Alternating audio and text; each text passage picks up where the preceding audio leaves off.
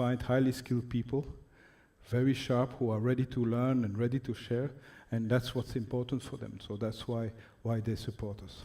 So this is your place, your home. Don't hesitate to use it. It's free. Every weekday from 9 to 5, you can come and co-work here on the ground floor. It's free. If you want to extend your stay here, you need a badge. And that badge gives you that's like a flex co-working, and it gives you then 7 days a week, 24 hours by 24 access to the building. And that's mainly used by the people who are already launching their idea or starting to work on their idea, and who are regrouping people. And when you regroup people, they go into meeting rooms or upstairs in our project pods. So that's what we do. And I wish you a very pleasant evening. I'm sure it's going to be very, very interesting. One more thing, the data science community is now called the AI for Belgium and Data Science Community. So we hopped on that train and helped the AI for Belgium as well. And we are organizing our annual conference on the 26th of June at the University of Brussels. And there you will have the opportunity in one day to choose amongst 30 different one-hour workshops, either on very technical issues or management issues, all around data, or a big series about 40 presentations on the topic. The topic of this year is being human in the age of AI. So I wish you a very pleasant evening. Thank you.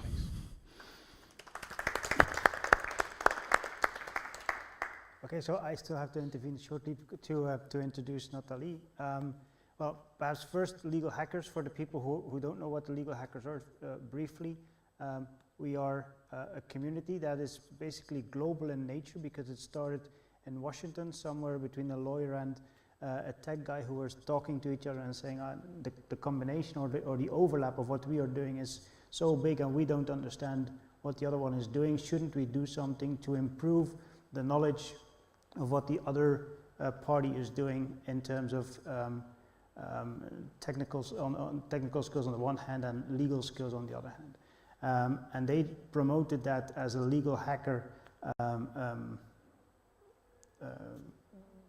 driving force throughout the world. And I think now there's about 150 or so chapters around the world, and Brussels is one of them. Not Belgium, Brussels, because Brussels is better known outside of Europe. They know Brussels, they have no idea where Belgium is. So that's why we took Brussels as a lead title for our community here. Caroline started it in the end of 2016, so we're about in our third year now, and we try to regularly organize meetups that relate to the crossroads of technology and the law. And with regard to AI, personally, I only know it from the sci-fi first, where the AI is non-existing at present, but omnipresent in the movies. And that, of course, triggers the interest of a young guy. And then if you, in the latest few years, see that we got our computers to learn themselves to play chess, Go, poker, League of Legends. I don't know what the game is, but apparently a very hard strategic game, and the computers beat the best teams in the world. So then you get intrigued and you look, okay, do we have experts in Belgium who know something about that? And I got, I think somewhere at the end of last year already, in contact with Nathalie, and I saw you're working on law and AI. What are you doing about that? Could you come and join us? And she said, well, I'm kind of busy right now. I didn't really understand what she was doing at the time, but she was already working on what she's going to come and present this evening, because the European Union is looking at a strategy how to tackle AI. They have commissioned a few people to work on that, and Nathalie is one of the leads, because she's a coordinator. She is one of the leads in that research for knowledge on how to deal with AI. And she's coming to talk to us on what the mission is, what they have up till now, and what the future will bring. That's what I understood of the presentation. So Natalie, you can read it on the screen obviously. She works for the KU Leuven and for DG Connect, so the European Commission basically. And I hear that's a tough balance to maintain, but you'll see that it gives results if she's working on it. So Natalie, please go ahead. I think I need to turn this on, huh? Yes. At some point. Can you point me how to do that? Yeah, you have to push that thingy. Oh, you have a different one? It's in the middle? Does that work? Yeah. Okay, great. So thank you for the very kind introduction. So Tommy already explained what I'm going to do here today. Please, at any point, just raise your hand and interrupt me if you have questions. I think that's easier than just keeping it all until the end, and I'll ask you some questions as well. So just, raise your hand and let's not be too formal about this, if you don't mind. So that's on our program today. I'm going to give a very brief overview of the background of what the European Commission is doing around AI. And then I'll give a very brief ethics 101. Why? Because we hear so much today about AI ethics, but people don't necessarily know what we mean when we talk about AI ethics. And I'll try to make the link to the policy making around that to clarify why it's useful to also understand not just AI, but the ethics part of it. I'll then dive into the ethics guidelines for trustworthy AI. So that's a document that at the European Commission we prepared with the high-level expert group. I'll briefly say something about the second document that this expert group is doing. These are the policy and investment recommendations. And then we'll go to what's in the future, as Tommy said. So my first slide is always this background slide, because I come here, so I also work for KU Leuven, where I do research on the legal and ethical questions around AI. But I'm standing here today mostly from the policymaker perspective. And, policymakers, it's not new, but, typically whatever the file is, and it's the same for AI, you constantly get lobby groups or interest groups telling you, oh, you should really regulate. Or, it will come back. Or, no, please don't regulate yet, you will kill all innovation, right? So those are the two sides that you often hear. And, people, companies, organizations, they come to us and they come to explain all the reasons why we really, really need to act, or why please don't act yet. That's a bit the balance. And, it's like that for all files. And for AI, it's not different. You can even imagine that for AI right now, it's a very hot topic to do lobbying on. So for regulators, we need to keep in mind that it's a technology that evolves very fast, like many new technologies. So that makes it very difficult if you then want to, construct policy around that. You need to keep that in mind. You need to make sure that whatever action you undertake, it's still relevant, also when the technology evolves, which it does very fast, even after few months, not talking about years. So it's a challenge for regulators of how to deal with that. I'm not gonna lie about it, it's a challenge, and we don't have all the answers, right? We know that the impact of AI is multifold.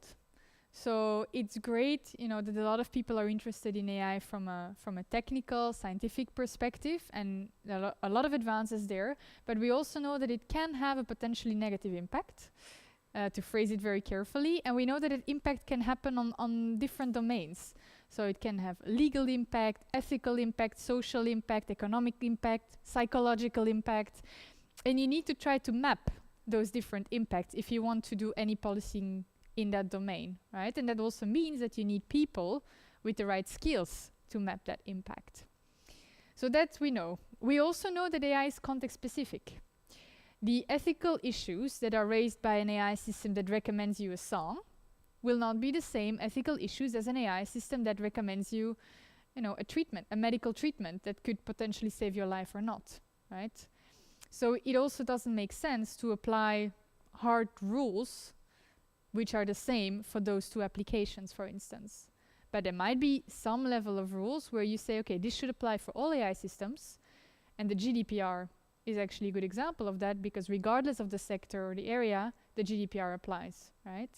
But then you can think of having a mix between horizontal rules, whether those are binding rules or guidelines, and sectorial rules, right? Or application-specific rules. So that's also something that we need to take into account. And then, the final point, we know that we don't have all the answers, so we need to be a bit humble, right? We need to learn as we go, and we need to understand that, sure, it's okay to take action, especially if we think that there is a need for that, but we need to make sure that if we undertake action, we do it in such a way that we can easily, flexibly adapt course if we notice that it doesn't go the way we expect it to go. Because that's the only way to deal with technology that develops so fast at the end of the day, right?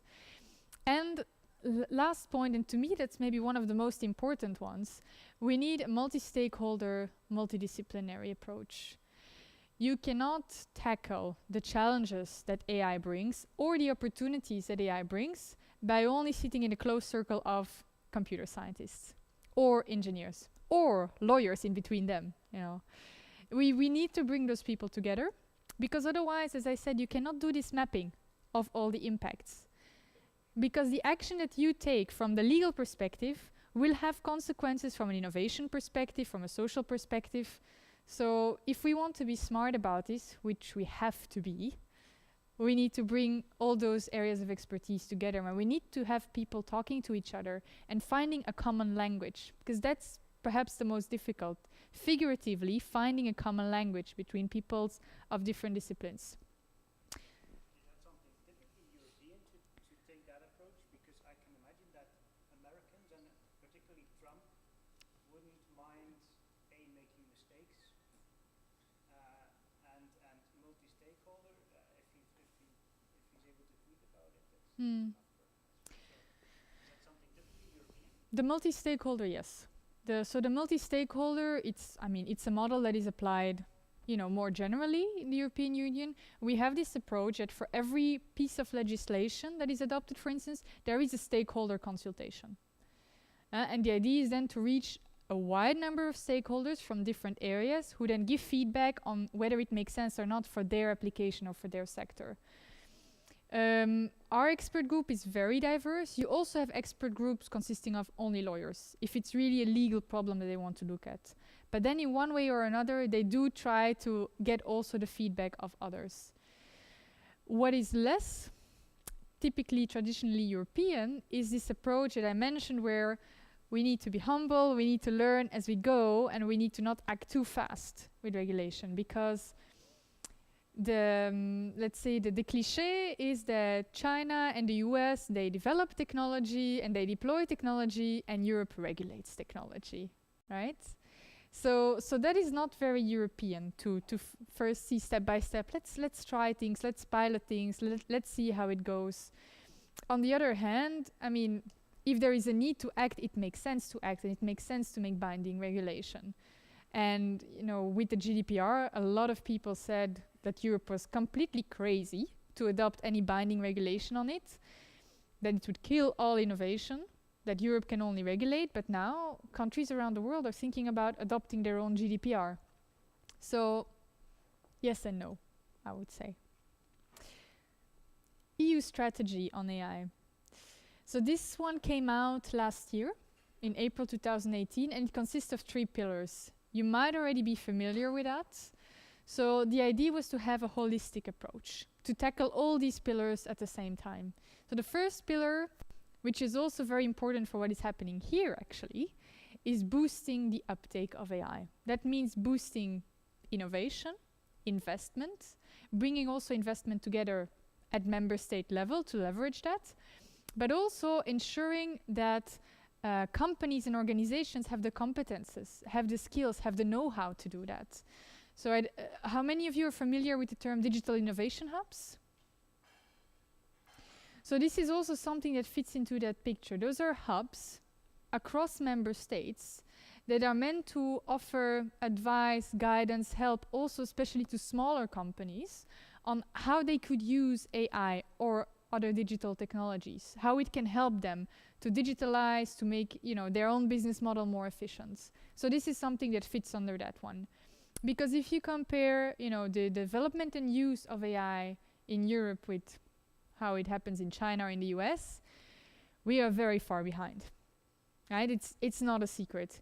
It doesn't mean we have to do it their way, We can do it our own way. We have, our own view on how the technology should develop, and that's fine. But if we want to have a say on how the technology should develop, we also need to develop it ourselves, right? Because the ideal is that you set a standard, and that standard, in our case would be a certain ethical standard as well with values. But you can only set that standard if you also play a role on actually developing and using the technology. So that's a little bit the idea of that. Then the second pillar, tackling socio-economic challenges and changes. So that is very much the question of, will I still have a job with the advent of AI, right? A lot of people are very scared of that. And, maybe to some extent with reason, because we know that jobs will disappear. We know that new jobs will come, but we don't really know how many will disappear and how many will come, and there won't be a perfect overlap in terms of skills. It might also be that, a job disappears and that it takes potentially years before, you get a new job. So while in the overall picture, the net losses and benefits might be okay, which also that we don't know, for one person, a human being who has to sustain his family, it's a big issue, right? If that person loses his or her job. So that is also one of the main pillars that we are working on. Now, this is not an EU level competence, right? So in the European Union, it's a supranational organization. Some competences are at European level, some competences are still at member state level. This one is mostly member state. So what we are doing is working with member states on adopting policies that can help, right? So policies around reskilling, upskilling, training, education. So these are the kind of things. And ultimately, we will need to think of social security systems and whether we need to rethink those social frameworks, right? Then the last pillar, and that's the one I'm going to focus on most in this presentation, is ensuring an ethical and legal framework for AI, or an adequate ethical and legal framework, because it's not that there is no legal framework. Very often people think that AI is not regulated at all because, well, there is not one big AI law, so that should mean that AI is not regulated. That's not really true. Can anyone give me an example of a law regulation that already applies to AI today? Yeah. One of the most obvious examples, yeah. It already applies today to AI. So you cannot say that AI is not unregulated. Another example? Non-discrimination rules, right? We have all this idea of AI should not be biased, right? One of the biggest challenges of AI is that it can make biased decisions because it works on historical data or societal data that is often biased. People are not allowed to discriminate, right? We have non-discrimination rules in place for that.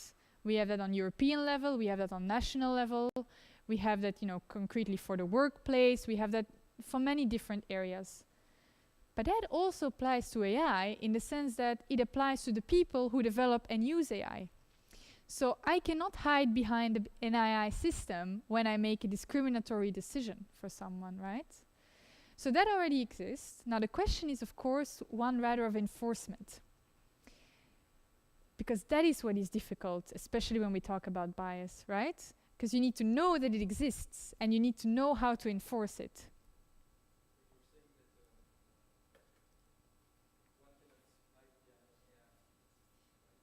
That's my personal view, yes.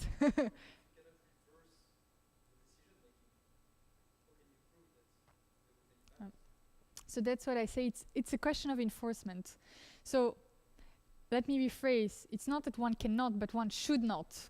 That's what I meant. One should not hide behind an AI system because the rule already applies to you, whether you're making the decision yourself or whether you're using an AI system for it. But it's so much more difficult to spot that it happens when you use an AI system, because you as a consumer or as a user impacted, you cannot verify that. Now it's true that also for human beings sometimes it's difficult to know, am I rejected for this job because my qualifications are not high enough, or because he doesn't like my skin color or my gender or my age, whatever. But with an AI system, the challenge is that it happens also unintentionally. And that is problematic. So, but I'll come back to this unintentional part later. So this was just to say that it's not true that no legal rules already apply today to AI, But that doesn't mean that those rules don't need updating. To ensure that there are no loopholes, and also to ensure that we can enforce them appropriately. Because that is an issue, right?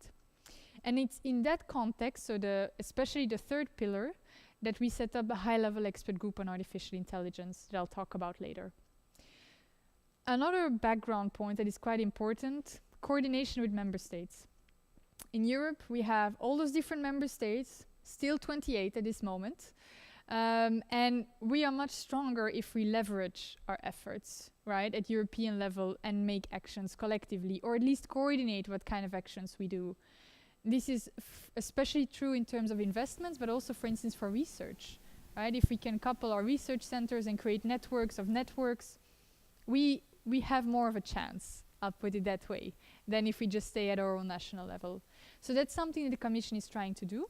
It set up a group with member states working on AI, and every year they will adopt a coordinated plan on AI. The first one came out last year, you can look it up. It contains around 70 action points that either member states or the Commission or both together will make around AI.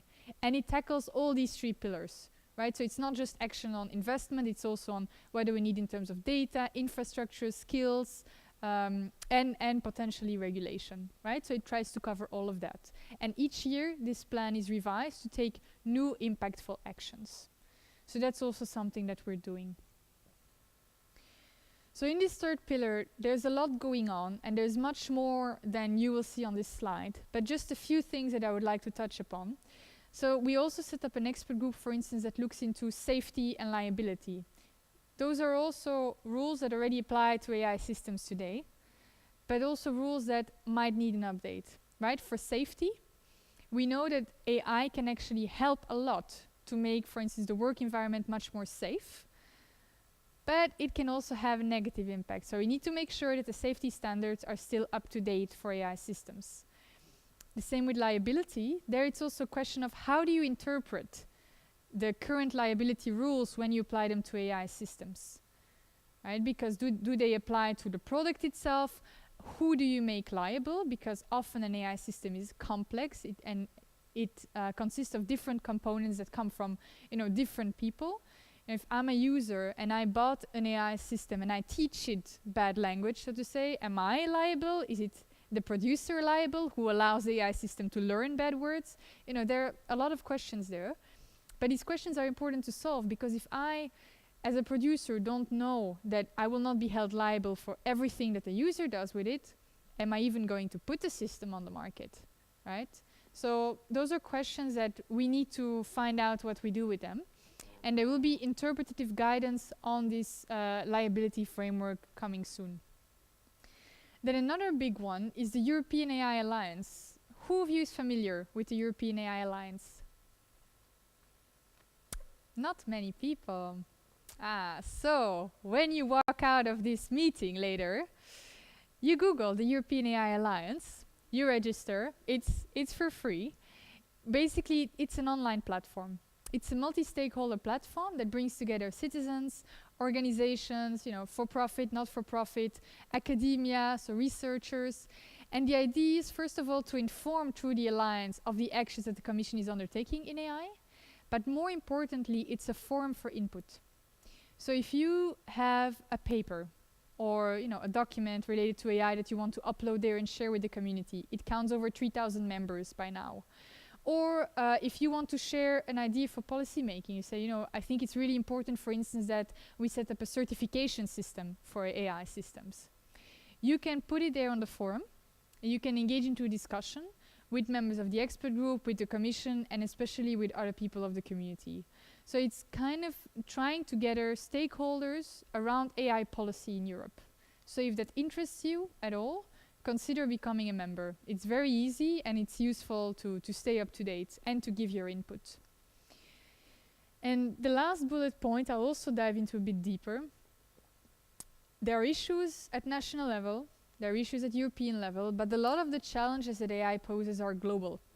So we need global solutions for that. Even European level is not enough. So what we are trying to do is also talking with countries like Japan, Singapore, Canada, who are also thinking a lot about the ethical issues around AI. I mention these because they already adopted also ethics guidelines, which are very much in line with ours. There are also other countries out there in the world that are starting to work on ethics guidelines or that have maybe a little bit different perspectives. I'll put it that way. So, but it's important that we also reach global consensus on certain issues. So we're trying to do that by talking with countries, but also other international organizations.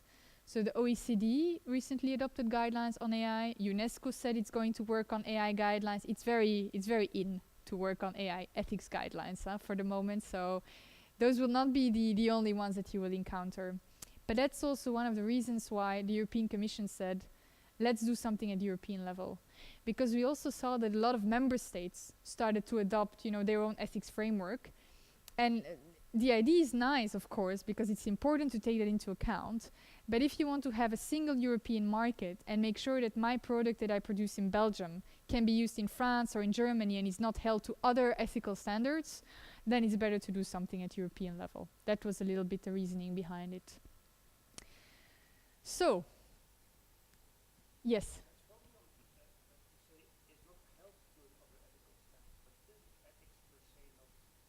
Voluntary. Yeah. So yeah, the question of Tommy was that I said we want to make sure that AI systems are not held to a different ethical standard in different countries, but that wording kind of implies that you're mandatorily held to an ethical standard, whereas ethics should not be something mandatory. It complements law. So yes, it complements law, but first of all, it can inspire legal rules. And I would not be surprised if, these ethics guidelines, which indeed are voluntary, would inspire some sort of binding regulation. Secondly, I think a lot of organizations might feel that they should comply with these guidelines or other guidelines, even if it's not mandatory, because it shows consumers, it gives them a sign of, hey, you can trust my product. You can trust my service because, I took these things into account. So, and as a consumer, I might be willing to pay a little bit more for that product than for a product that I know they will breach my privacy. They will, not let me make my own decisions. So in that sense, sure, it's in principle, this is voluntary, but it's useful that these standards are the same, even if it's about voluntary standards, because it has an impact on the market. So Ethics 101. I bet you guys probably don't have, a background in ethics. So I'll be very brief about this, but I think it's useful to just explain some basic distinctions because we talk so much about AI ethics nowadays. So I just want to, give you a sense of what that means. So applied ethics, normative ethics, meta-ethics are different things. So applied ethics is when you talk about norms, ethical norms, and you try to make a rational justification of these norms. You try to rationalize them. You think about them. Why this norm and not another norm? And applied ethics means you do that for a specific application. For instance, abortion. You try to make sense of the ethical norms around abortion, right? And you try to see, is there a justification for rather going this way or another way? Versus normative ethics, this is more trying to make a justification or reflection on ethical norms more generally. What is the good life? What does it mean to live in society together? Why should we not lie to each other, right? Why should we give all citizens a voice? So applied ethics is a particular problem. It can be AI, it can be abortion, it can be genome editing. Versus normative ethics is broader. And then meta-ethics is when you try to reflect on the justification that you make. So that's another level. Then you have social ethics versus individual ethics. Anyone wants to have a go at what the difference is?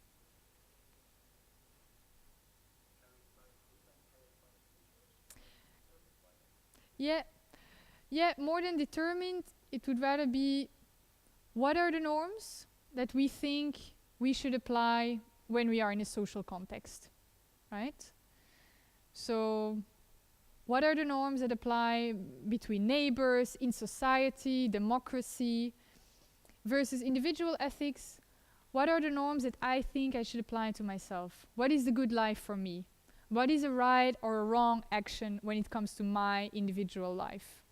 Right? So it's social versus individual. And then a last distinction is you have practical philosophy or ethics, which is practical, versus theoretical philosophy. So the questions you raise there are different. So with practical philosophy, the question is, what should the good life be for me, for society? Theoretical philosophy would rather be, what is the meaning of life?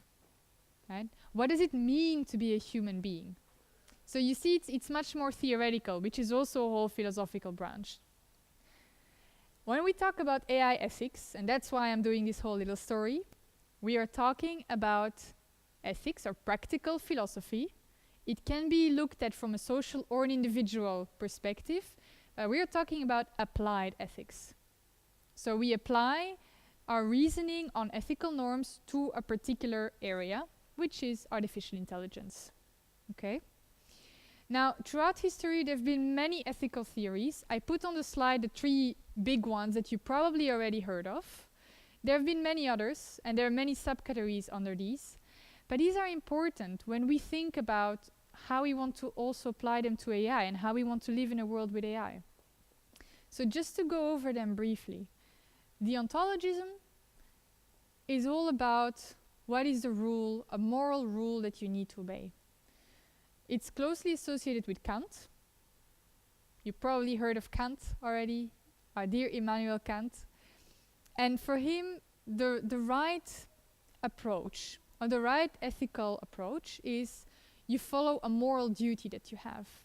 So it's not that you happen to act ethically, that you wanted to do something and, oh, it's also the ethical thing to do, so that makes me an ethical person. No, it's the fact that you acted because you know it's the right thing to do.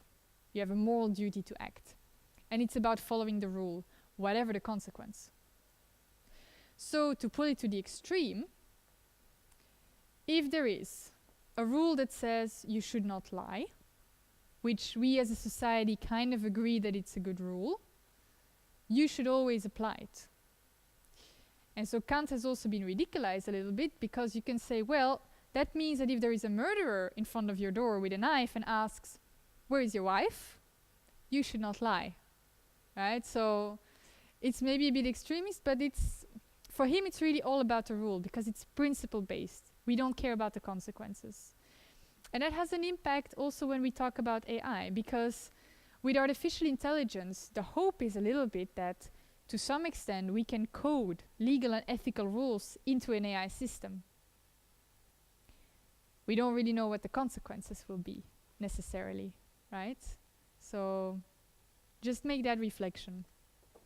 Then the second one that I put there is virtue ethics. It's closely associated with Aristotle.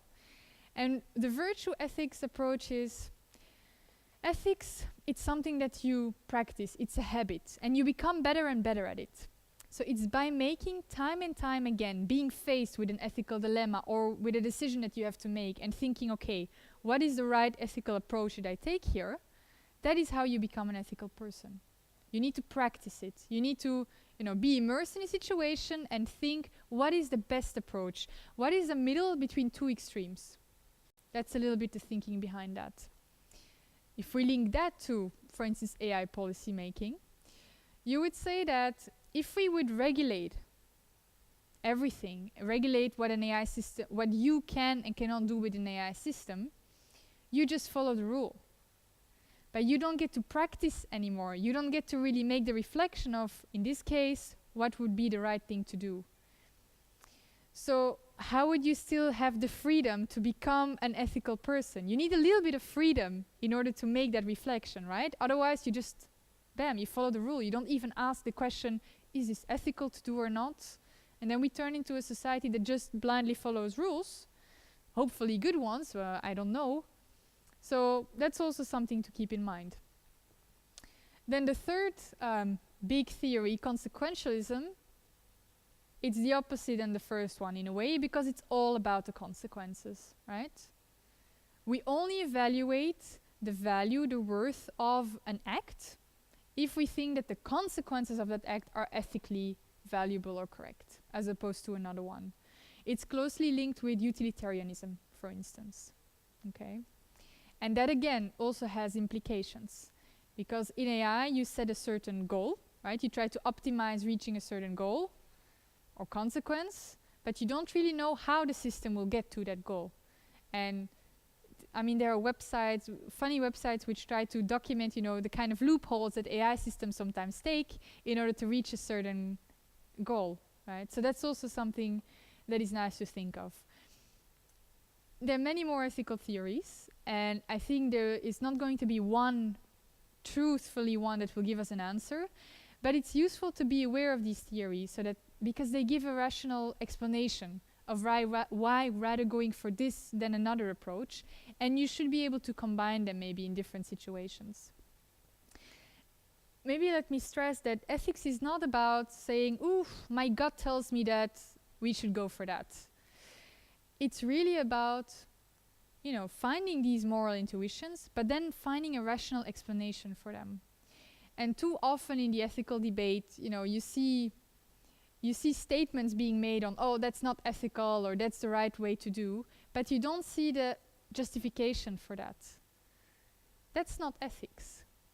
You need to have some sort of theory. The theory can also be, there is no theory, right? But you should be able to ground that somehow. And that's very important when we are going to have societal debates on when or how to use AI. Because in those debates, we should be able to ask, especially policymakers, but also others, what is your reasoning behind that? Right? Because if we don't have that, then what is our basis to discuss? And there is a lot to discuss. Right? Who of you is familiar with the trolley problem? Okay, quite a few. So this is, philosophers love this problem because it poses a lot of questions. So the situation is you have a train or a car, or, you know, if you don't do anything, the train will go forward and 5 people will die. But there is a second track, and you are the person there in the middle next to the handle. And if you undertake an action and pull the handle, the train will go to the second track and only 1 person will die. How many of you would pull the handle? Okay. Because you would say it's better that just 1 person dies over 5, right? What if it's your mom? Or your wife, or your child? I mean, it would probably still be rational if the reasoning is 5 versus 1 to do that, right? Especially if all we care about is the outcome. Sorry? You don't know. Yeah. So, and it also means that you have to actually take an action, right? You become kind of responsible for someone's death.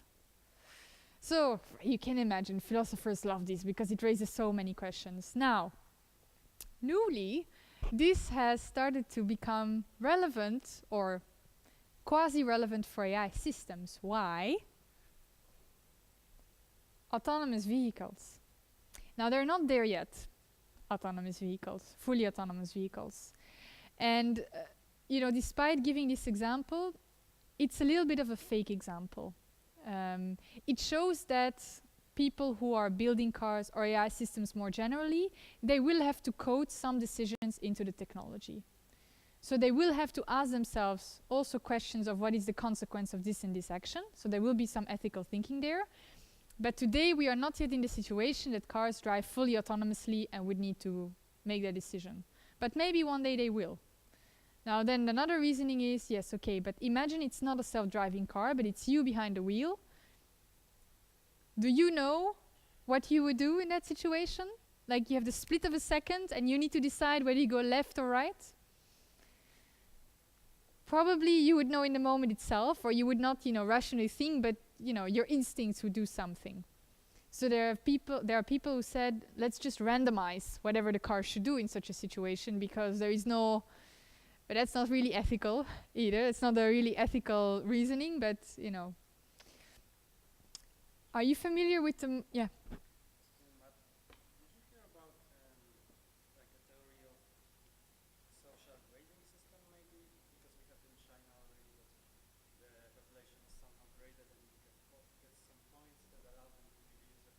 Yeah.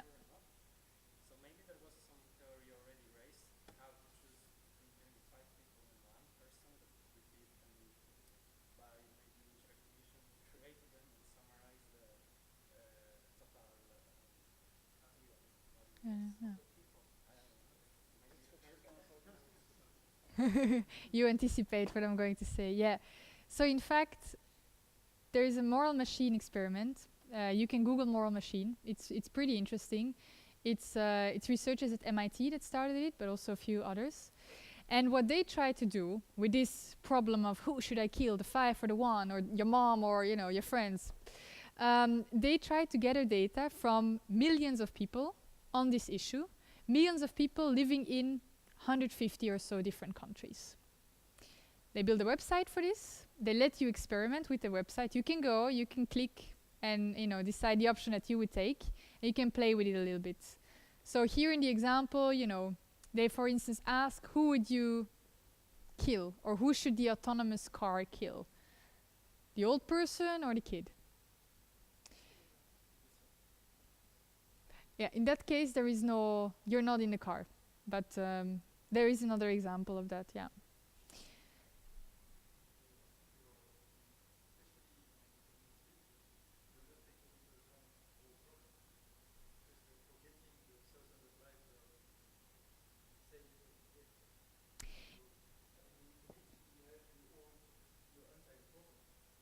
So, but that's a different point. So that's the argument of, should we even have autonomous vehicles on the street? Because sometimes accidents happen, like we saw. Yes, but we also have, regular cars on the street, and the risk level of being killed with regular cars is way higher than it will be with autonomous vehicles. So that should not be something to stop us, even though psychologically it's a new thing. So we're like, no, whenever one accident happens, we freak out. Although, it would be interesting actually to see, since that accident happened, how many people died on the road throughout the world. Many more. But it's still something different, because even if you have many more lives saved because you use autonomous vehicles, you will still have these kind of dilemmas. That's a little bit the idea. And what this study tried to map is, do people answer this question differently in different world regions? And what do you think the answer was? Yeah. So there were not major differences, and not on everything. But for instance, on this one, in more Asian societies, where there is a lot of respect and reference for older people, you would save the elderly person. Not everyone, of course, but you saw this tendency, whereas in more European countries, the tendency would be much rather, well, that person is well on his or her way out anyway, so let's save the young person, right? And there were other differences like that, yeah.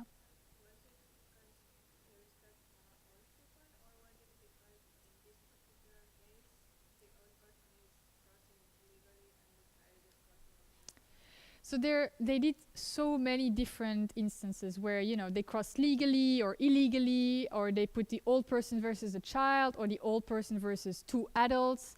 So they did a lot of these things, but on average, so without looking at this one, but on average, when confronted between an older person and an adult or a child, sometimes they would save the older person more often.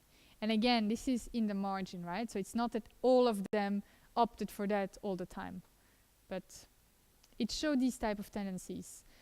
Also there it showed the type of tendencies that you would rather sometimes kill someone who crossed the street illegally, rather than someone who crossed legally, even though, it's 5 illegal people versus 1 legal person, for instance. So, I invite you to experiment yourself. Here is the example of, would you rather kill yourself?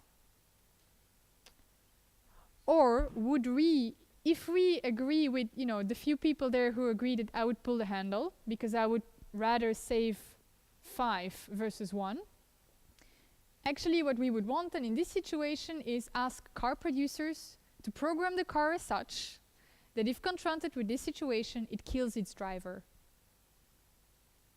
Question is whether you would buy a car that is programmed like that. But, if we as a society would say this is what we think is right because we want to save the largest number, then... So some people really love dogs or cats more than human beings as well, but let's say that those are outliers. So the idea is that there is a level of ethical relativism, which means that the justifications behind the ethical rules might differ from culture or region, etc. That makes it difficult for us, right, to come to then global solutions for that, or European solutions even. That is opposed to the idea of moral universalism, which is there is something objective that we can all, say that yes, this is the ethical thing to do. And probably the closest that comes to something morally objective are fundamental rights or human rights. Because that is something, the Universal Declaration of Human Rights, a large number of countries, a very large number of countries accepted that, right? They don't all enforce it in the same way, but at least they acknowledge that that is something important. And that's what the expert group also decided to use as the basis for their ethics guidelines, because of that idea. I just need to see the time, because I don't have an idea of the... Okay, thank you. And the last bullet there is ethical skepticism. Anyone wants to venture on what that is, as opposed to relativism, universalism?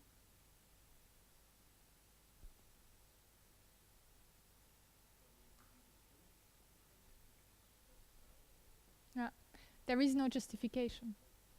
Do it like that. Yeah, that's better, yeah. So why would we think ethics anyway? Because what's the value of all that? Yeah. So an ethical skepticist would say it's not, it's not that the justification is different in each culture. It's just there is no justification. It doesn't matter. You can invent rules because they don't really exist anywhere out there, and the justification for them doesn't really exist anywhere out there. So there is no justification, which is a little bit scary in society, and we don't work like that because it doesn't give us predictability. You need to understand that ethical norms are kind of the mental infrastructure of our society, right? It's because of these ethical norms that we trust each other on a day-to-day basis, cross each other on the street, and I don't fear that you will immediately kill me, for instance, right? Because we have some sense of ethical right and wrong that we share. And then the question, what do you want to govern with ethics? What do you govern with law?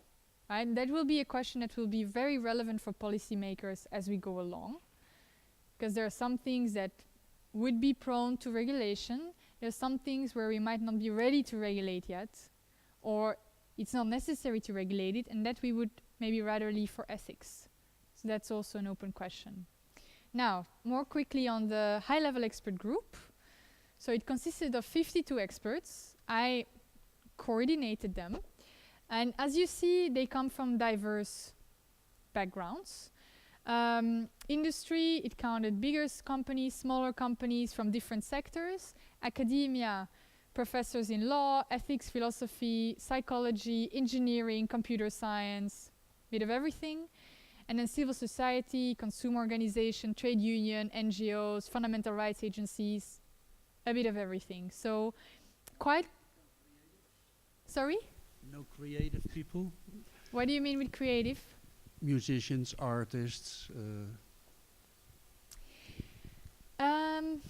We actually wanted to have someone like that, but I think we had just one application, and then that person didn't make it. Yeah. Not of enough people. Yeah.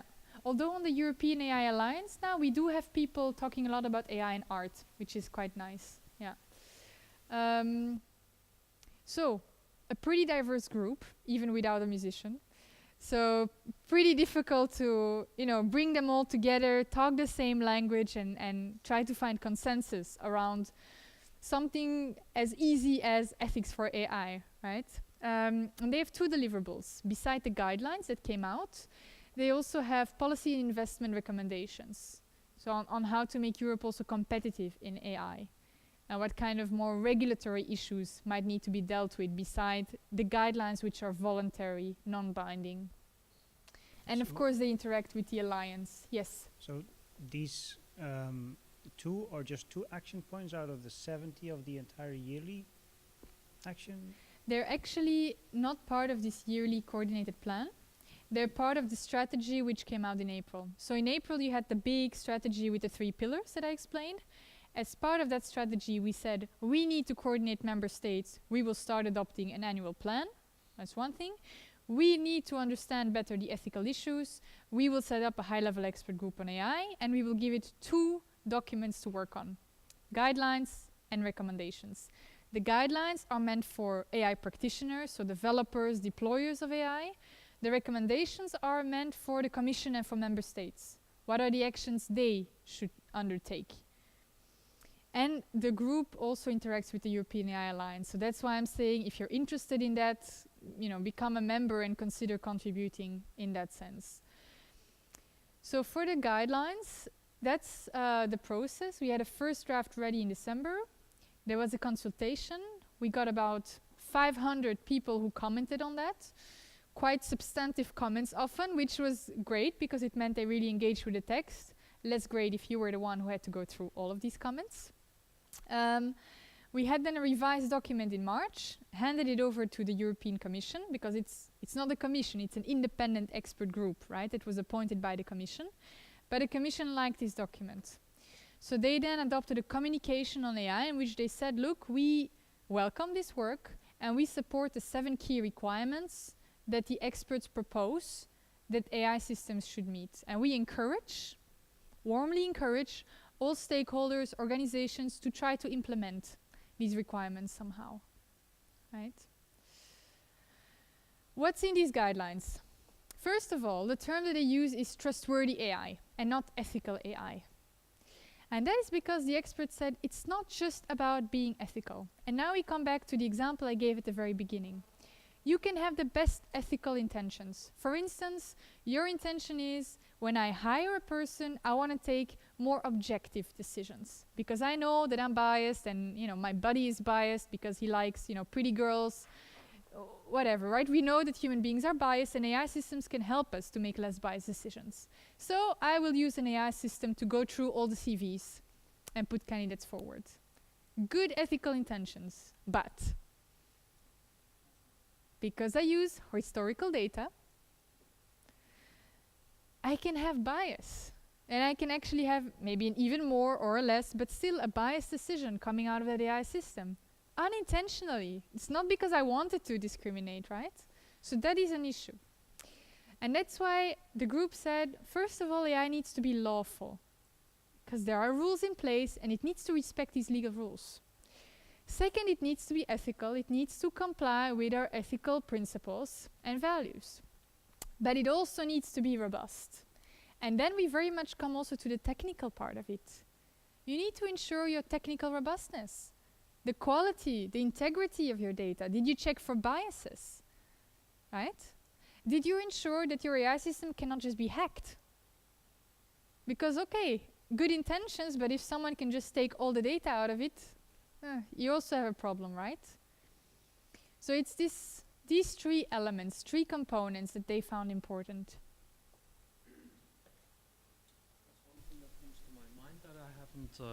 One thing that comes to my mind that I haven't heard or maybe don't hear as much. If you look at GDPR, there's this stick basically of punishment. Well, what about reward systems? Yeah. So like if you are treating things in the rightful, trustful way, and you realize impact. Just like we have impact on bad quality of air or something like that, and we get rewarded for that by giving tax credit or something. So as a company, you can save on CO2 levels, for instance, and you can prove it, and then you get a reward for that. So that reward mechanism is there. With ethical IE, this is touching these kind of levels as well of impact on many levels, like you said, societal, economic, etc. So has there been some thoughts in this work group on this topic? Yeah. So it's a little bit tricky because this is something you expect people to do in any case, right? So it's to some extent it's difficult to say, well, of course we don't want bias, and then to say, wow, you ensured that there is no bias, you didn't discriminate people, wow, you know. On the other hand, yeah, you're right, they at this stage today they still need to do an effort to get there. Especially if we talk about technical robustness, and it can be costly to implement these kind of processes. So the thinking behind that is,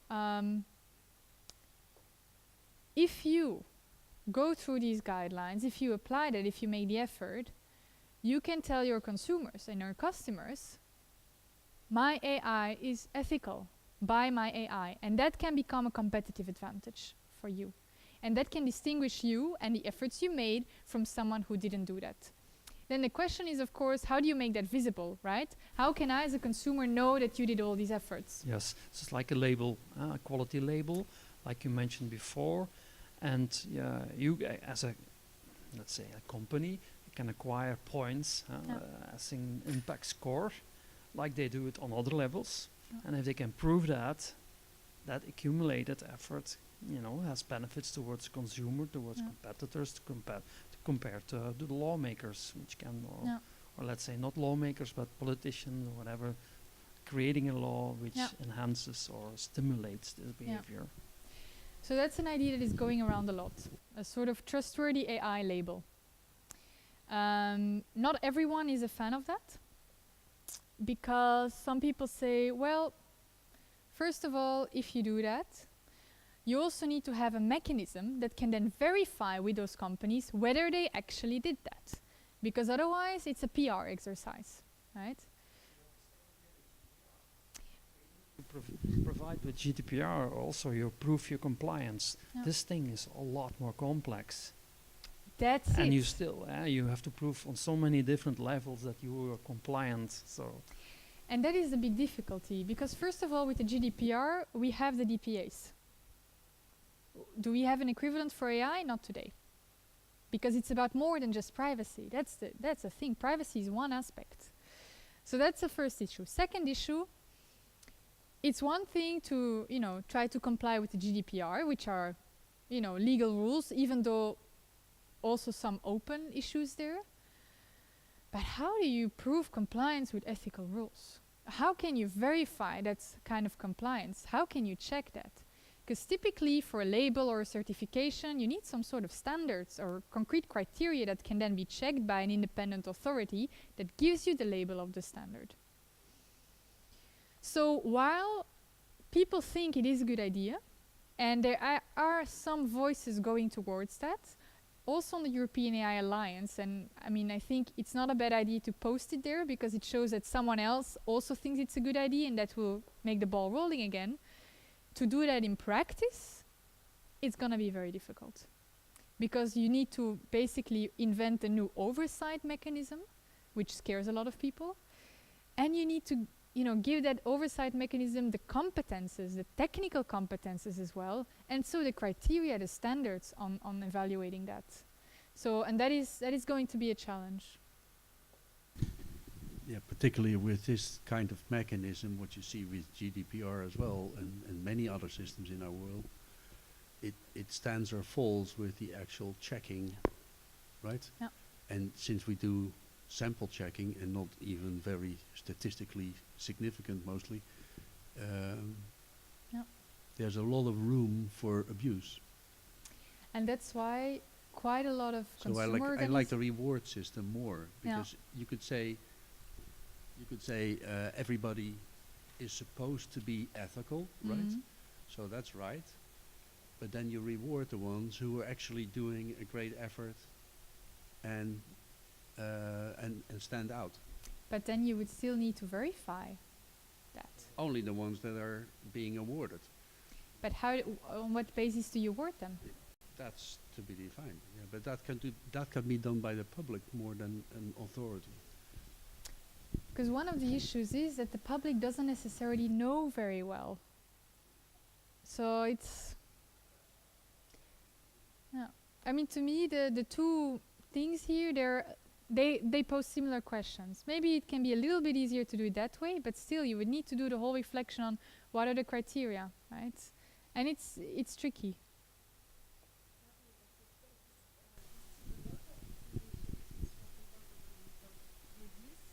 Like the OECD last week, which has also adopted Guidelines, yeah. guidelines with principles and also recommendation to policymakers. And I would like, maybe this is a tricky question, but how do you see the positioning itself in this kind of discussion? So we were actually involved in the OECD guidelines, so we tried to coordinate on that. Okay, so yeah, I'll repeat it. So the lady mentioned that the OECD recently came out with ethics guidelines, actually last week, I believe. So the question was, how do you position yourself with that, and how does that work? So the reply is that the OECD, it's intergovernmental in the sense that it consists of different governments, and the European Commission is part of that, as well as the member states of the European Union, and we were also part of that process. Because we were part of that process, we made sure that there is a convergence between the principles. So if you will see the OECD principles, first of all, you'll see they're quite similar because we were involved. And second, they're complementary. It's not exactly the same because those principles are meant for member states, not for AI practitioners as such. And these guidelines, and we come here to the different chapters, and we have chapter 3, which is an assessment list with very concrete questions for AI practitioners to understand, what kind of actions did I undertake or not. That's also something that these OECD guidelines do not have. They don't go into that much detail. Otherwise, you would not have countries like, Belgium and the US, for instance, adopting them. So it's a good first step to come towards a global consensus, and they're very in line with that, but it remains at a higher level. So maybe at chapter 1, a little bit chapter 2, but it doesn't go into the concrete details of chapter 3. So, but the Commission's position is that since it was part of it, it welcomes these efforts, and that could really be the starting point to come towards a global consensus, because you already have countries like the US, Singapore on board. Yes? Beingness. Can you have a degree of ethical beingness? So for instance, I run through the list. I want to make the IE, I go through the list, and I try to do my best to comply with every point I find, but I cannot make it all the way. Yeah, at this stage, this list is meant to help you to become or be more ethical. It's not meant to say, oh, not ethical, out.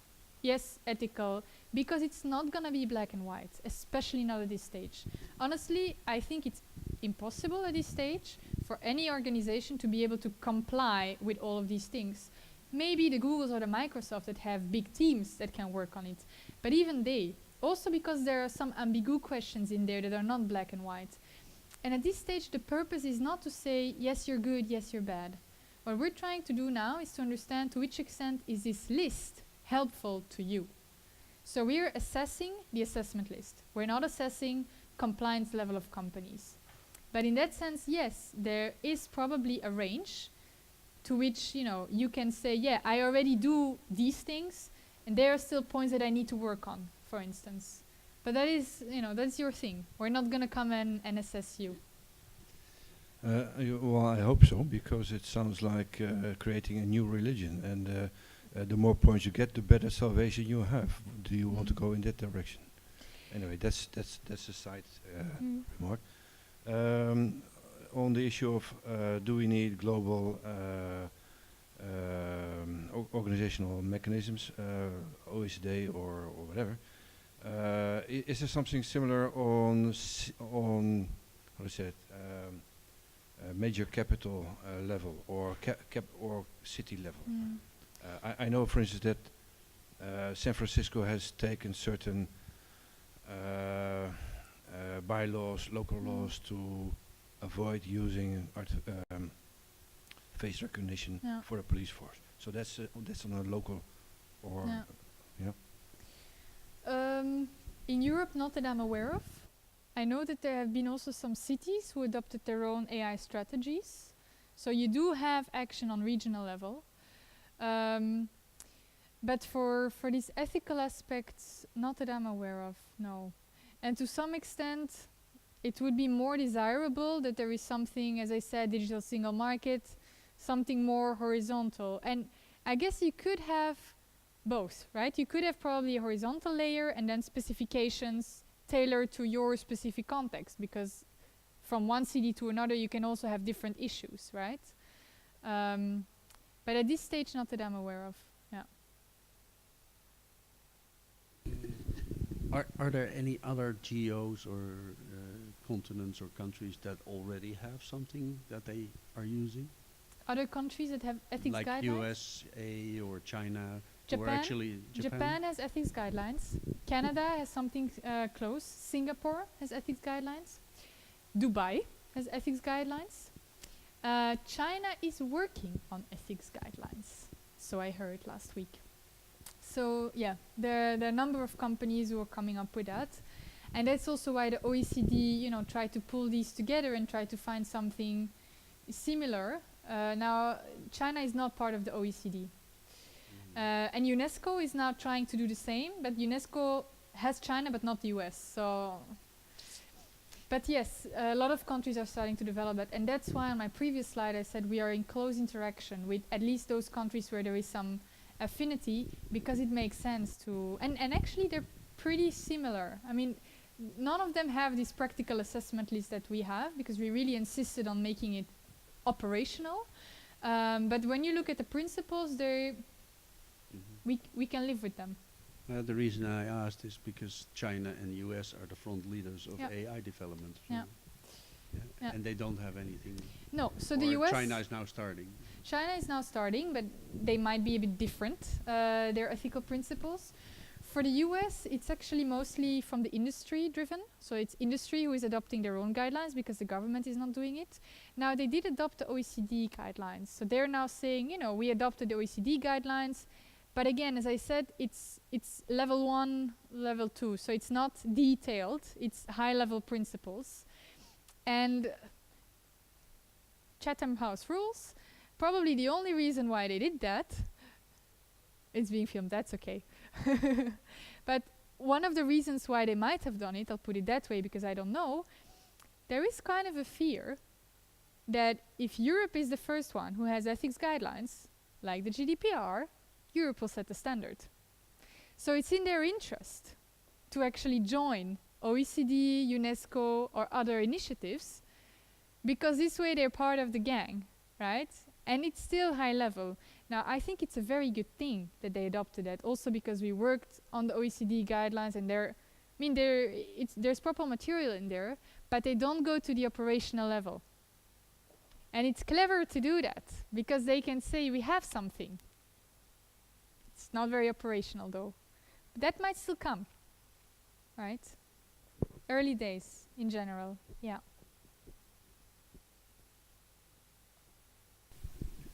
I'm not sure if you are familiar with the case of, I watched once the presence of Elon Musk at Joe Rogan's podcast, and he mentioned that he was trying to convince the government of US to already apply some regulations in case of AI, and he shared that it was pretty hard to convince them to do anything at that time.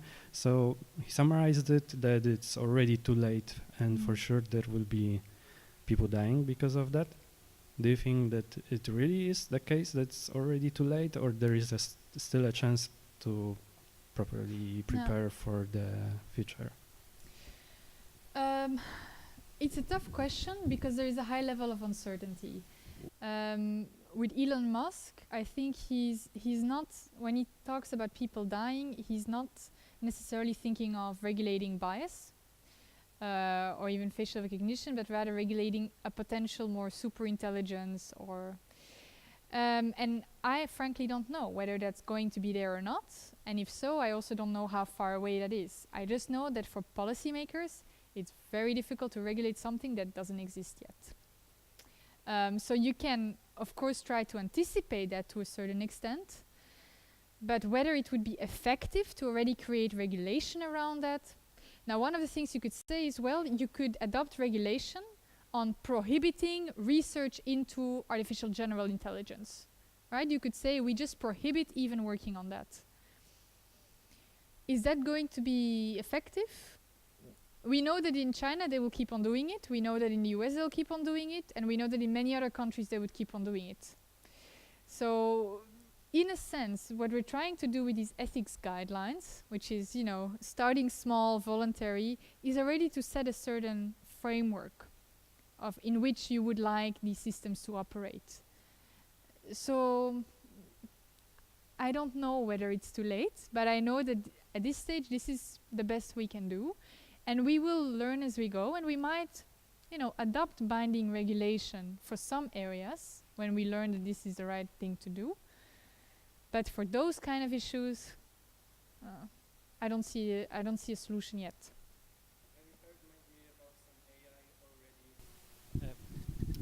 As a technology of an AI, trying to set up the ethics and law itself.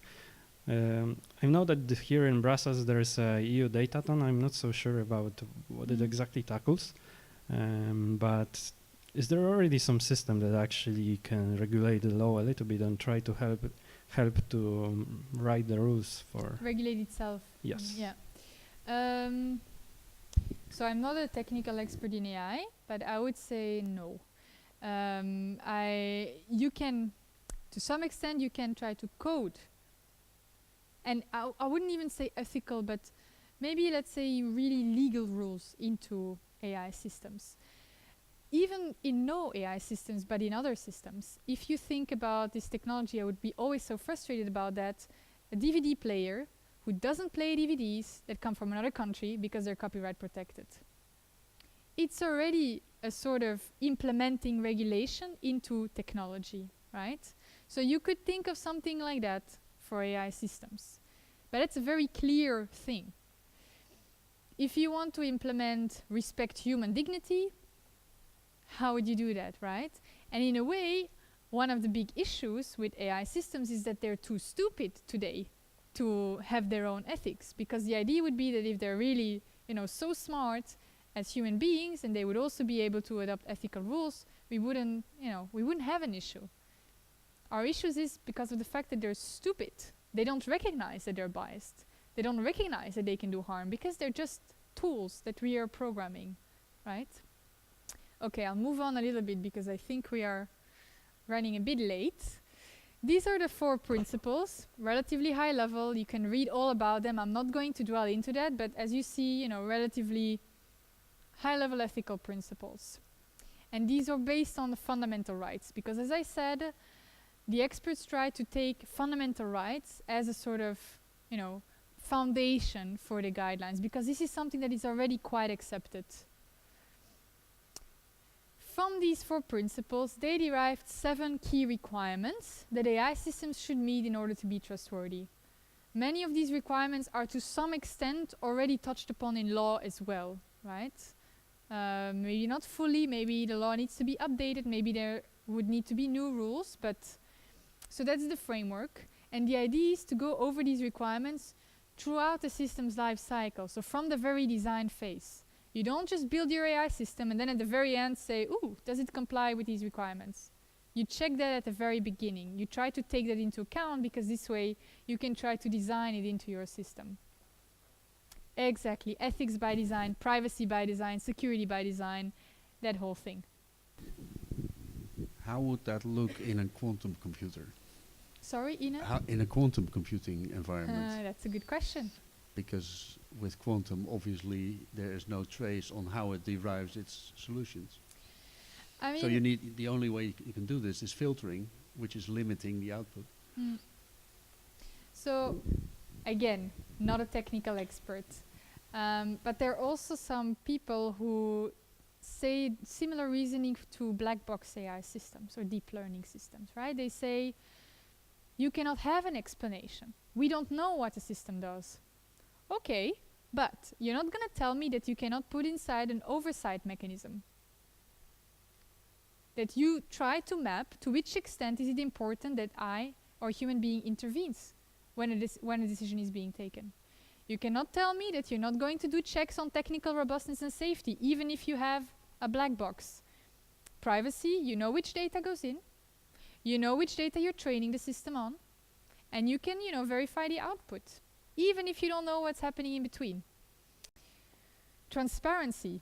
That's tricky, because under transparency we have traceability, explainability, and communication. Yet, explainability is going to be a challenge. But traceability, you can trace and keep logs of the data that went in, of how you treated that data, of the training data, of how you built the algorithm, how you verified it. And a big one on the transparency. But by that time, the old man is dead. You can check it in the logs, right? But so that's why we want them to check that from the design phase onwards, so from the very beginning. And yeah, sure. I mean, it would be too late for a guy today. I understand the desire, but I think it's impossible technically, for the moment. But if you build, if it's quantum computing, right? I mean, if it's regular computing, no problem. You can filter it. So I don't know how much time we have, but I would suggest that this discussion we leave for a little bit later. Yeah, we have a question there.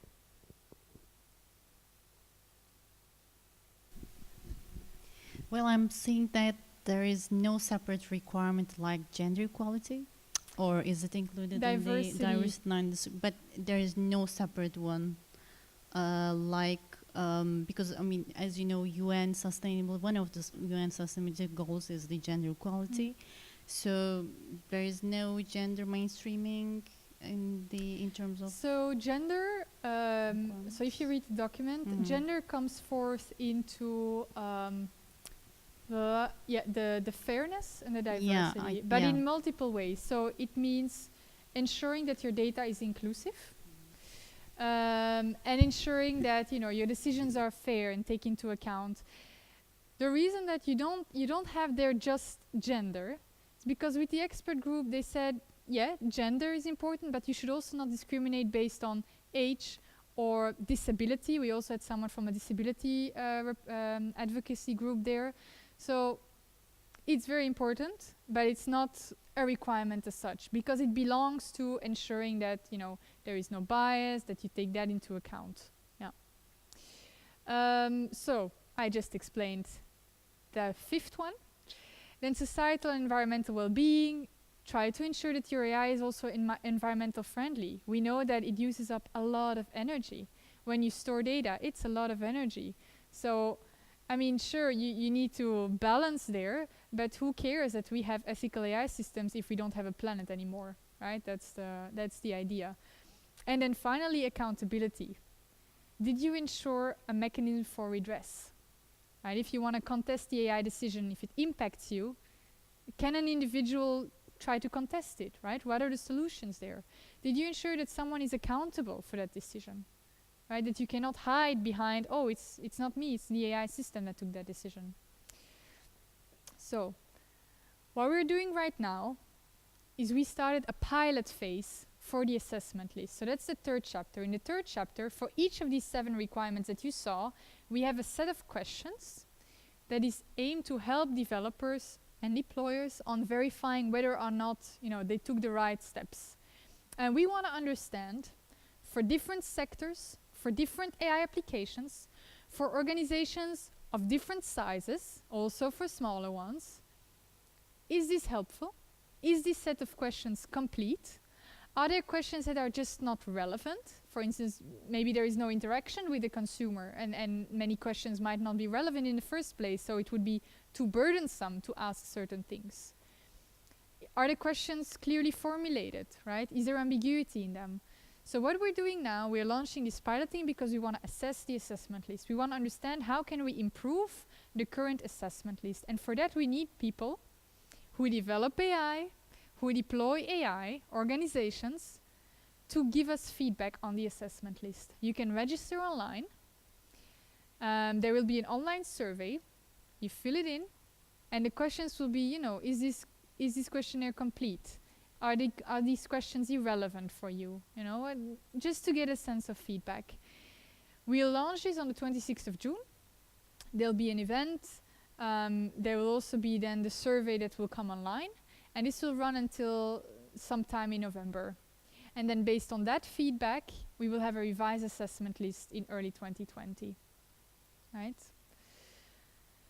A few examples also of opportunities and critical concerns that the expert group identified, because they also wanted to show how AI can be used for good, right? So it's not just about, oh, take care of risks. And then a note on the policy and investment recommendation. So as I said, there is a second document. The guidelines already were published in April. This one didn't come out yet. We are working on it. It will also be published on the 26th. And this is looking more at also competitiveness. So what are the recommendations from member states and the Commission on ensuring AI innovation, but also potentially updates in the regulatory system to ensure trustworthy AI? And these are the next steps. So as I said, we kick off the piloting June 26th. That is also the date that we will present the recommendations. We are trying to gather feedback, and a warm call to all of you, for all of you who know organizations or other people, you know, developing, deploying AI, to give feedback, because we need to understand how we can tailor that list now to concrete applications. The only way to get feedback is to actually apply it in practice. You take an AI application, you go through the assessment list, and you say whether it's useful or not, right? And then it's up to the new commission, because we're going to have a new commission after the elections, to decide what it does with it further, right? The status right now, it's just voluntary guidelines. The desire, you know, on the part of the expert group is that it remains voluntary guidelines, maybe with a sort of label system or open, but it might also be that it inspires some regulation, right? That on some issues, taking the example, for instance, in the US of the fact that chatbots need to self-identify themselves as an AI system. I think it was in California. So it's possible, right, that we will have something like that in Europe. So I'll stop there, because the conclusions are speaking for themselves, and take any other questions that you might have. Other questions, because there have been a lot of questions so far. Very quickly, the questions, are they open source? Can we use it in, let's say, in hackathons? Yeah.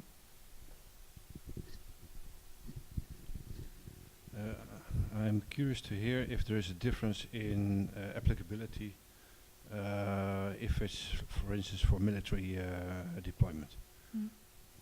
So the expert group, the guidelines in principle apply to all AI applications. They did not say for military there are different standards.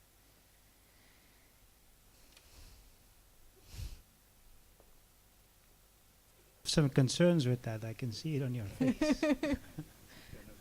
I'm just stating the facts.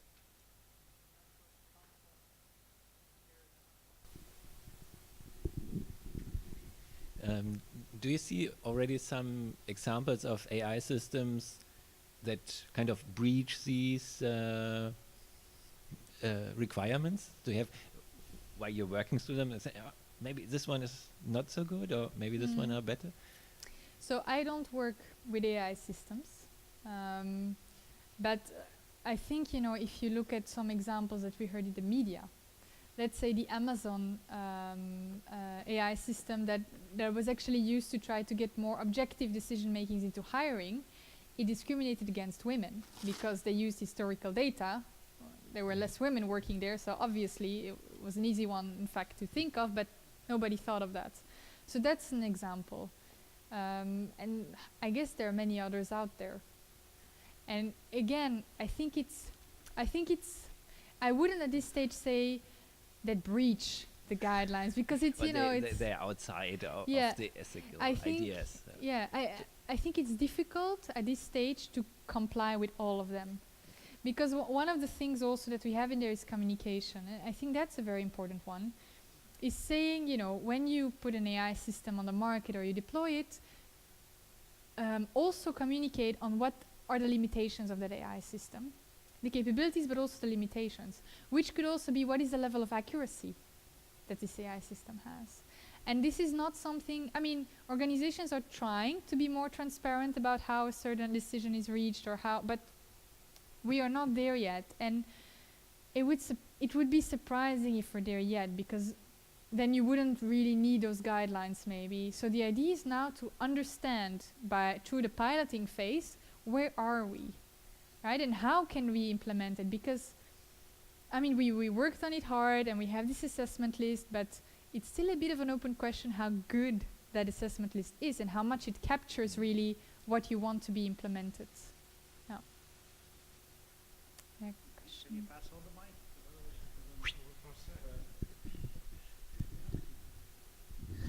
Thank you. In the beginning, you told us that European Union wants to try to use this to give a competitive advantage.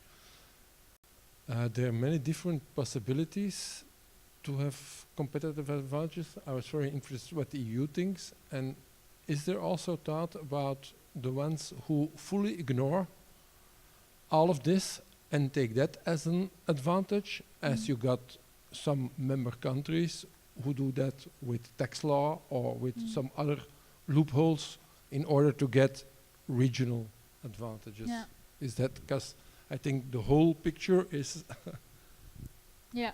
So yeah, you could see it both ways, right? You could say you can get a competitive advantage by complying with this and telling your consumers I comply with this, but it comes at some cost because you need to, you know, incorporate that. And you can say, well, I gain a competitive advantage by not incorporating that and just doing my thing, being unethical and you know, making more profit. I don't know how sustainable that model is, because in Europe, the majority of people, because we are also, you know, we are raised, we get aware of these issues, right, from all sides. We do care about that. So if we then hear that a company is acting unethically, we act. And, you know, reputation takes a very long time to build up, but it's, you know, in one day you get in the media for something unethical that you did, and you can lose also a lot of market share, which some companies, you know, felt. But there is a sense that it would be good to have a level playing field, right? To get everyone being on the same level. And if you see that it doesn't happen with the ethics guidelines on a voluntary level, then what remains is to maybe adopt regulation for those areas where we really think that we need all companies to take that into account because it's important, and we don't want anyone to get profit from not doing it. So, but it would be nicer to first go the voluntary way, right? So, how many answers, how many responses do you expect to get, and how many can you treat? So right now, we already have around 250 organizations who registered, because registrations are open. For the first survey that we did, we had more than 500. I'd be very disappointed if we have now less than 500. I am hoping for 1,000 organizations, because we need to do a mapping of different applications in different sectors, and we need to do a mapping of organizations of different sizes. We cannot have just the Googles and the Microsoft filling in this questionnaire. We need to understand also what it means for a startup or an SME to go through that list, and how difficult it is in terms of resources as well to do that.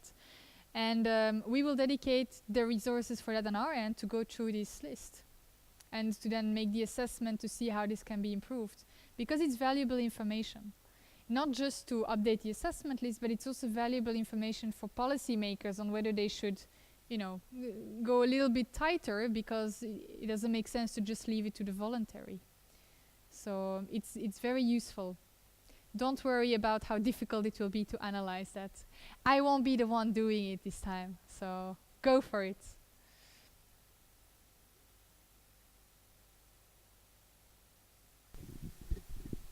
So, do you know actually which European country is the most aware of AI risks? Moreover, the country which supports the development the most, because for now I heard just about France. I think that supports financially the growth of AI, and also if I ask about these countries, is Belgium high in this ranking? It's actually maybe the center. So I'm sure there are some studies, but I don't know whether the European studies are rather international level, and then they tend to group then the European countries together, so I wouldn't know by heart. I know that Finland and the Nordics in general are scoring quite high on AI uptake and development and usability. In general, I don't think Belgium is doing that bad compared to other countries. We're also a country that already adopted some AI strategy, which other countries still need to do. But we, of course, have the issue that we are a little bit split. And that's a shame, because you can do much more if you would pull that together, right? We are trying to get coordinated on European level. It would be a shame if we would not coordinate more also at national level, but it's tricky. And I guess that would help. But we are not best of the class, but we're also not last of the class, I would say. And especially in terms of research, we have a very strong research basis. So. Is France the only country which supported financially the development of AI? No, definitely not. There are many countries who support the development. I mean, France came out with its strategy, and was it 1 billion? A big number. I don't remember. But Germany did the same, like just a little bit later. And each country is now adopting a strategy because the Commission asked them also to do so, where they put some numbers on the table. So it's and then there's also money coming from the European Union as well. Yeah.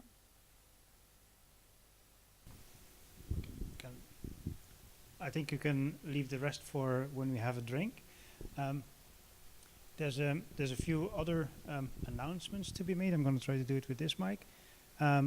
First, I'd rather put up this thing, slido.com. If you want to give feedback on the event today, you can do it there. You can do it now with your smartphone or at home. I'm going to try to make a sort of report of today on our website, BXL for Brussels, legalhackers.org. Yeah. So there should be a report, and maybe I can also post the slides there, if you don't object. So all the pictures of the slides, throw them away. You can have the actual slides. Maybe that's better. And what I also wanted to mention is we have a next event on the 4th of June, a completely different event, which has nothing to do with AI, but with legal startups. My list is on my computer, so I don't know them by heart. But it's 4 legal startups. We're going to meet them. They're going to present their trajectory and at what point they are at this point in time. And it's at La Phare du Canal, which is just across the canal, a little cafe, something like that. And you can find us on Meetup. The next one is 4th of June. We start at 6, but that's dinner included. If you come at 7:15, you'll be able to catch the speakers without, if you've eaten at home with your family, fine, of course. I think that's it for me. I invite you to go to the bar and have another drink. Continue the discussion if you want. Rob, you have another question? I'm sorry. That's slightly unspontaneous, but yeah, okay. Okay, you can continue the discussion at the bar with a drink, and I hope to see you at other events, if not on the 4th, perhaps afterwards. You can follow us on Twitter and on the website and on Meetup. Thank you very much for coming, and hope to see you again. Thank you.